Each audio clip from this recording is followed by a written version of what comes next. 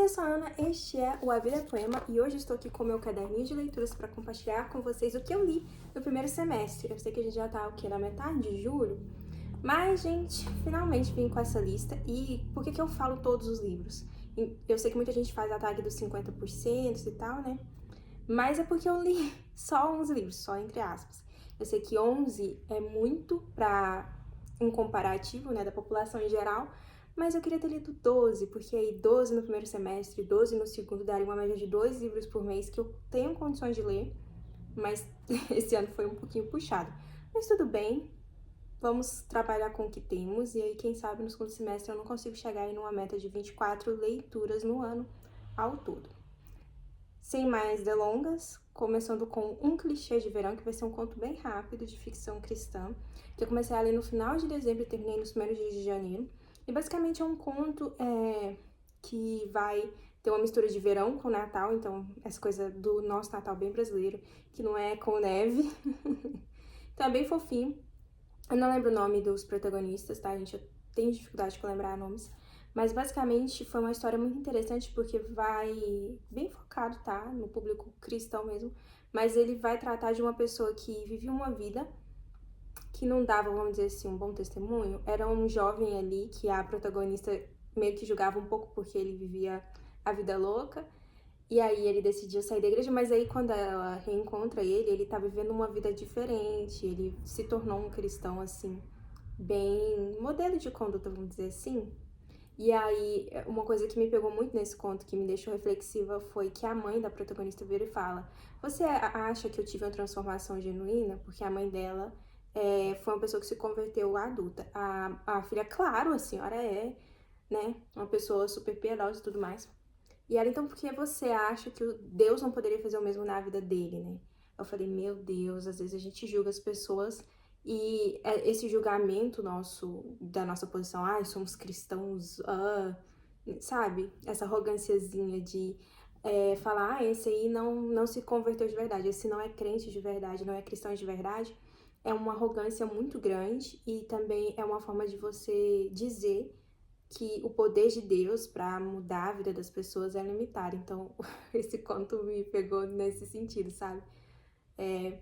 Então fica a dica. É um romance fofo, divertido, Natal bem brasileiro. E traz essa mensagem muito interessante e que eu acho que a gente precisa estar muito atento quem é crente, né? Porque a gente tem essa tendência de ser julgador, sim, e que não ajuda ninguém. Não ajuda a gente, não ajuda as outras pessoas, e às vezes a gente fica cuidando da vida dos outros que nem é crente, sabe? Então, enfim, depois a gente conversa mais sobre isso, mas esse conto me abre os olhos para esse aspecto. Seguindo com a segunda leitura do ano, foi uma das leituras físicas que temos aqui, A Sereia Sem Dons, que, gente, eu gostei muito. Esse aqui também é um livro que é ficção cristã, mas é aquela coisa, se você não é cristão, você vai aproveitar muito a história que a gente vai acompanhar de Matt. Olha, dela eu lembro o nome. Mas ela é essa sereia que ela precisa vir para a superfície para tentar matar o rei, eles são inimigos, né? O pessoal da superfície, o pessoal lá do mar. E ela é a única que pode fazer isso porque ela é a única que não tem dons. Então, gente, é uma história muito legal, muito, muito, muito fofa, assim, sabe? Um romance bom de acompanhar, que tem uns pontos de inclusão muito legais, sabe? E é inspirado na história da Rainha Esther. Então, foi um romance muito divertido, é uma leitura que eu recomendo sim. E quem fala pra você não ler tá falando besteira. E eu fico brava às vezes, porque a Cris geralmente ela pega aspectos mitológicos e traz para histórias dela, né? E os crentes são tão chatos, tão chatos. Eu fico imaginando que se C.S. Lewis fosse contemporâneo, nossa, ele não ia poder publicar Nárnia, de tão chato que o povo é, porque tem sátiros, tem centauros, né, em Nárnia. É uma chatice, entendeu? E é isso, leiam Sereia Sem Dons. Continuando, olha só com C.S. Lewis, Como Cultivar uma Vida de Leitura. Isso aqui é meio que a cota não ficção do semestre, porque eu gosto desses livrinhos.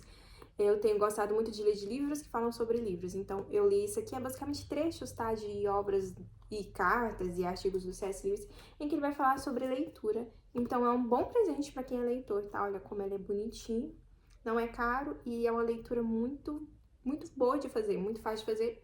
Marquei vários trechinhos Quem ama livro vai amar essa leitura. Seguindo com o que eu ouvi o audiolivro, The Year of the Magical Thinking, da Jodie John, eu creio que esse é o nome dela. Mas esse livro, gente, eu vi um menino falando dele, acho que no TikTok, e eu falei, poxa, que interessante. Aí eu fui ouvir, eu não lembro se tá na minha lista de 30 antes dos 30, talvez esteja. Mas, cara, é uma história bem pesada, é uma história real, também é não ficção. Mas essa escritora, ela já escrevia, enfim, super cultural e tal.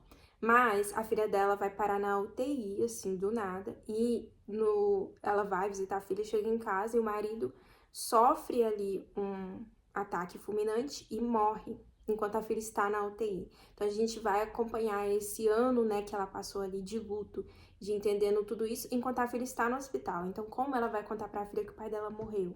E foi uma morte inesperada. E também essa coisa dela se entendendo de novo como uma pessoa no mundo, porque ela fazia tudo com o marido, eles eram muito parceiros. Então, assim, é um livro triste, é um livro muito interessante, mas eu sinto que eu não absorvi tão bem a história por eu ter ouvido o audiobook. Eu realmente não sei, não peguei tanto quanto eu poderia. Eu ainda pretendo reler, e no caso ler, né? Pra conseguir absorver o conteúdo, porque eu acho que é muito rico, só que eu não consegui por estar ouvindo, e isso nunca tinha acontecido antes. Geralmente eu sou muito tranquila com audiolivros, mas aconteceu isso com esse livro. Eu nem dei nenhuma estrelinha pra ele lá no Scooby, porque eu falei, não tenho condições de avaliar. Porque eu sei o que aconteceu, eu sei te contar a história, mas eu não sei te dizer. Meio que foi uma coisa que eu só escutei e não experienciei, talvez seja essa a forma de dizer. Seguindo com mais um e-book, dessa vez mais uma escritora brasileira, O Caminho que Me Leva Até Você, que foi o primeiro livro com Fórmula 1 que eu li e eu achei tão divertido e foi maravilhoso. Tem vídeo aqui no canal, vou deixar aí nos cards. E basicamente é a história da Pimentinha e do Novato. Ah, lembrei! Que eles são muito fãs de Fórmula 1 e eles são riquinhos e tal. E aí ele vai correr lá na Europa, né? E ela fica aqui e ela vira jornalista esportiva de Fórmula 1. E aí, anos depois, e tipo, eles eram super apaixonados, mas eles acabam terminando. E anos depois, eles, que é quando o livro começa, se reencontram ali no lugar de entrevistas. E ele chama ela pra sair, só que ela tem namorado, enfim. É toda uma história deles se reencontrando. Aquela coisa do clichê de romance de segunda chance, né? Eu me diverti muito com essa história. Fácil de ler, rápido de ler. Eu já tinha lido outro livro da Thay. Qual que eu tinha lido dela, gente? Não vou lembrar o nome. O Irlandês. Mesmo esquema, bem divertido, bem rápido de ler. Aquela coisa assim que te tira da ressaca literária. Seguindo com mais um audiolivro. Vidas Secas, que esse sim tá nos 30 para serem lidos antes dos 30. E era uma dívida que eu tinha com o autor, porque eu fui obrigada a ler ele no ensino médio e eu não li. Eu precisei fazer um trabalho em grupo sobre esse livro e eu não li naquela época e até hoje eu não tinha lido. E acabou, gente, que eu me surpreendi muito com Vidas Secas, porque eu tinha uma ideia muito diferente do livro e de como ele realmente é. E quero ler mais algumas coisas. É Graciliano Ramos, certo? Quero ler mais do Graciliano e, enfim, é um livro triste, mas tem vídeo aqui no canal também, vou deixar nos cards. Seguindo com mais um livrinho físico, mais um de 30 dias dos 30. Porque, gente, ano que vem eu já faço 30, eu tenho que me concentrar nessa lista, né? Tá aqui a Princesa Prometida. E, gente, isso aqui foi tão maravilhoso, mas tão maravilhoso. É um livro que te faz de bobo, que te faz rir. E Vidas Secas, eu não falei sobre o que é, né? Sobre uma família que ela tá ali morando no sertão e eles vão passar por períodos de seca, períodos de chuva, de estiagem e tudo mais. E a gente vai ver o desenvolvimento da família, tem uma cachorrinha, enfim, clássico da literatura brasileira. Princesa Prometida, a gente vai ter a Buttercup, que é essa moça linda aqui, maravilhosa, que ela mora numa fazendinha. E lá tem o moço da fazenda, que é o Westley. E eles vivem ali uma vidinha simples e um dia chega o príncipe, eu acho, e a princesa, enfim, os nobres ali. E o cara da nobreza fica interessado na Buttercup e a mulher fica interessada no Westley. E a Buttercup fica com muito ciúme. E aí naquela noite ela decide se declarar. Ela entende que ela gosta do Westley. E ele sempre tinha uma coisa, ela pedia pra ele fazer um monte de coisa, ela implicava com ele. E ele respondia como quiser. Era isso que ele falava pra ela. Ah, menino da fazenda, vai lá e tira leite da vaca, vai lá e limpa o curral. E ele, como quiser, como quiser.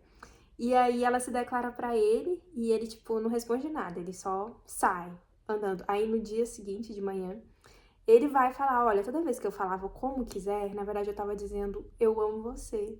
E aí ela finalmente entendeu, né? Ontem eu decidi, né, ir embora, buscar a fortuna pra gente se casar. E aí eu estou me despedindo e pedindo pra que você me espere, né? Espere eu voltar com fortuna pra que a gente se case. E aí eles fazem esse acordo, ele vai embora e é morto por um grupo de piratas, e a Buttercup acaba sendo prometida para se casar com um príncipe ali daquele reino. Acho que é Florin o nome. Gente, é uma viagem. Mas aí tem toda uma história, tá? Que vai se desenvolver a partir disso, do Wesley e da Buttercup. E esse autor, gente, que viagem maluca, tá? Eu amei essa leitura, de verdade. Ó, tô sorrindo, porque é muito, muito boa. Esse livro tá muito difícil de achar, tá? Pra comprar, mas se você achar em algum sebo, compre, porque vale a pena. E é uma edição lindíssima. E tem vídeo, assista o vídeo que eu falei só sobre ele. Seguindo a listinha, mais um e-book de Endless War, que é o quarto livro da série The Bridge Kingdom, que veio pro Brasil já como A Ponte Entre Reinos. E aqui a gente vai acompanhar a história da Zahra, não sei falar o nome dela até hoje, e do Cairns, que é uma continuação direta do... é o herdeiro alguma coisa... Enfim, do terceiro livro, que basicamente a Lara ela tem um irmão, que é a protagonista da primeira duologia, que é o Cairns, e aí a segunda a gente vai acompanhar a história do Cairns. E esse aqui é a conclusão, não vou falar muito porque é spoiler, mas eu gostei do desfecho. Pulo algumas partes, que às vezes eu acho meio desnecessário, sim, mas acho que nem teve tanta coisa assim nesse livro, não. E vai ter continuação, tá? Eu gosto disso, sabe? Se você não quiser ler, você não lê, porque vai focar em outra personagem. Mas eu gosto dessa autora, eu gosto de como é fantasia em que as pessoas não têm magia, então eles precisam ser inteligentes pra ter a solução dos problemas. Eu gosto bastante. Dito isso, a gente segue para mais uma leitura da lista de 30 dos 30, que é Two-Fan Claw, que eu não sei pronunciar. Tem vídeo aqui também, mas basicamente é Orgulho e Preconceito, só que com dragões. Com Elizabeth Bennet montando um dragão? Não, literalmente com dragões. E no início é muito bizarro, tanto que eu tô tentando ler esse livro desde 2021, 22, que eu começo e acho muito estranho, muito estranho. Só que eu tava viajando, aí no avião eu falei, eu vou ler esse livro. Já está, né, acabando o meu prazo. E aí eu consegui vencer o primeiro capítulo. Você vencendo o primeiro capítulo, que é quando você é apresentado a toda a estranheza da história, você só vai, porque é muito, muito bom, muito, muito bem feito. Mas o que é tão estranho no início? Os dragões, eles estão ali nessa sociedade bem vitoriana, bem Jane Austen mesmo, que tem toda uma etiqueta, toda uma coisa. E quando o pai ou a mãe morre da família nobre, os filhos de herança ganham o direito de consumir parte do corpo daquele pai ou daquela mãe. Bizarro, bizarro, mas é porque com isso, ou a carne do dragão é mágica. É estranho, mas você pega o jeito da coisa. E aí você acaba ficando maior. E quanto maior você for como dragão, mais protegido você está. Quanto menor, mais fraco, você pode ser consumido por outros dragões. E os servos e tal, eles têm as asas presas e eles não podem consumir. Então eles são pequenininhos. E enfim, basicamente a história dessas duas irmãs, dessa família que o pai morreu. E ele falou, olha, as duas meninas e o menino mais que ainda não tem encaminhamento na vida, eles vão consumir a maior parte da minha carne porque eles são menores. E da minha herança também. O que eu tiver de dinheiro, a irmã mais velha, o genro, né? O marido da irmã mais velha e o outro irmão, que já tá casado também, vocês vão pegar só um pedacinho simbólico, porque os irmãos de vocês precisam mais. Só que aí, o cara que é casado com a irmã mais velha, ele não aceita isso, ele faz um escarcel e consome mais do que deveria. E o irmão, que né, tinha esse direito junto com as outras duas irmãs, ele vai na justiça pra tentar reaver esse direito dele. Aí tem toda aquela questão, mas a carne foi consumida. Como que você vai reaver isso? Mas a história não é bem sobre isso. É como essas duas irmãs vão ser separadas, cada uma vai pra uma casa, e como elas vão encontrar o amor. Olha só, é muito fofo, é muito bom, mas é bizarro, mas é muito bom. E por que eu li esse livro? Sim, porque ele é citado em Midnight Sun como um dos livros que a Bella mais gosta. E aí, quando eu li, quando eu terminei, eu falei... Minhas melhores leituras vieram de Pela Sua. Essa é a verdade. Eu nunca, jamais leria esse livro se não fosse por isso. E vale muito a pena a leitura. E só tem em inglês, tá, gente? Por isso que eu li em e-book. Porque se fosse impresso, com certeza eu teria lido com anotações e teria sido mais fácil. Eu tenho isso, sabe? E-book é para leituras mais tranquilas, impresso é para leituras mais robustas que eu tenho mais dificuldade. Ou que eu valorizo mais, sendo bem sincero. Seguindo com mais um e-book. Isso, gente, é que eu falar, que eu valorizo mais, né? Mas tem livros que você só tem acesso em e-book. Esse aqui é um exemplo disso, que é apenas mais um conto, que é outro livro brasileiro. Gente, olha, quantas autoras eu li, tô muito feliz, hein? Li bastante coisa nacional este ano. Mas é basicamente um reconto da Cinderela, de ficção cristã, e a gente vai acompanhar a história da Bela, que ela é órfã, e ela vive nessa casa em que ela é explorada, e tem esse cara, o Ben... eu tô lembrando os nomes. Que meio que eles eram muito amigos, mas por um motivo que a gente não sabe, eles deixaram de se falar e ele é um pouco babaquinha agora, só que vai ter essa festa na escola, um baile e tal. E ela vai e eles vão ter um momentinho ali de conexão e a partir disso a gente vai ter meio que um reconto aí da Cinderela.